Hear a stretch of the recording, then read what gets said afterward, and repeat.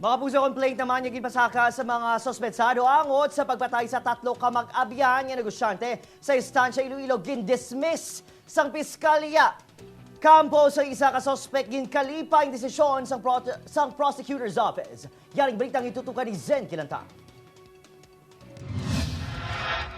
Nagpagawa na sang joint resolution ang Office of the Provincial Prosecutor angot sa ginpasaka nga 3 counts of murder sang Ilo-Ilo Police Provincial Office bato kanday Javron Paruhinog nga lone survivor sa Estancia killings. Utod sini nga si Jix Paruhinog, Michael Porras, Michael Kiatchon, kag Benzen Llamado alias Moy angot sa pagpatay sa mga biktima nga sanday Floyd Fernandez, JP Bosque kag Mark Libao. Sino sa legal counsel ni Llamado dako ang nangin epekto sang kaso sa iya kliyente apang bangod sang desisyon sang piskalya nahawasan na si Llamado. Because the past few weeks has been very stressful siya, lain-lain ang iya nabatsugan nga mga emotions, but now nga nagwa na ining sa fiscal ang iya nga resolution, ang iya feeling right now is relief and just thankfulness nga this finally has come to an end for him as of now.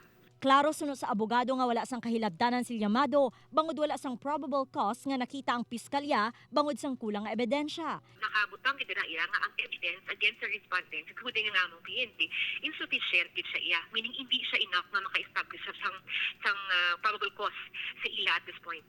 Gintinguan sa news team nga makuha ang reaksyon sang IPPO apang wala pa ini makahatag sang komento. Nagpakigangot naman kami kay Attorney Hector Chodosio nga abogado ni Javron Paruhinog apang nagpamalibad man ini sa paghatag sang reaksyon. Upoy kay Romel Porquia, Zen Kilantang, One Western Visayas.